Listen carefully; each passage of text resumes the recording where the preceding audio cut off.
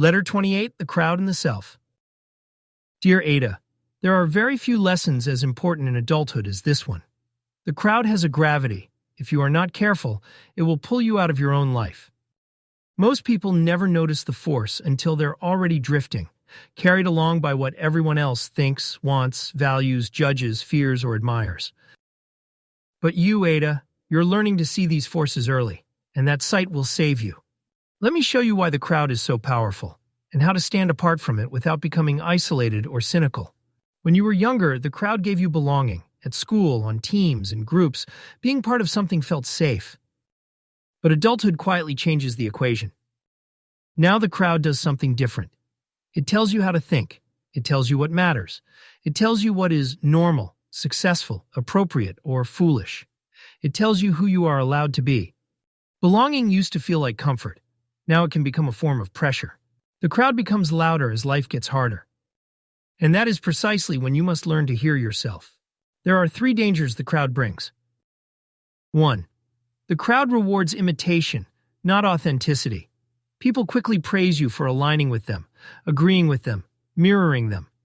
This feels like acceptance, but it is often only validation for sameness. Authenticity rarely receives instant applause, but it offers long-term stability. 2. The crowd punishes standing apart. Not always directly, usually in subtle ways. Raised eyebrows, small jokes, gentle corrections. Are you sure? Why would you do that? You're overthinking it. These are the ways the crowd pulls you back into line. Not because they want to harm you, but because your independence threatens their certainty. 3. The crowd hides its own fear inside its confidence. People follow others because they are uncertain.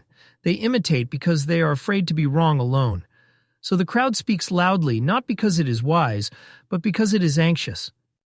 This is important to understand. The loudest voices are rarely the clearest ones.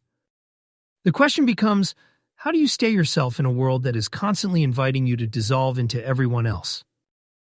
You don't walk away, you walk differently. Here is how.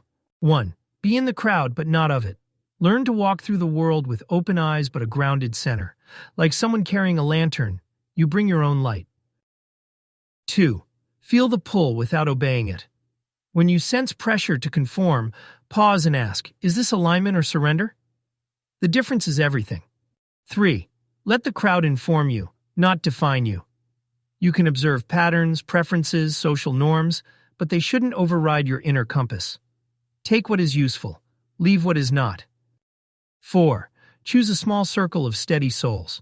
A few honest people, not the crowd, are enough to help you see clearly. The crowd blurs, individuals illuminate.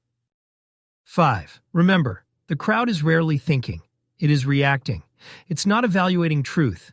It's seeking comfort, cohesion, belonging. If you seek clarity instead of comfort, you will make better decisions than the crowd ever will. Ada, you don't need to fear the crowd. You simply need to understand it. Most people never develop a strong enough inner life to resist the gravity of others. But you are building something different, a self that stands, listens, considers, and chooses without collapsing into imitation. The crowd is loud, but your voice is the one you must learn to trust. Walk gently, walk clearly, walk as yourself, even when surrounded. This is how you remain whole in a world that constantly invites you to disappear. A friend on the road ahead.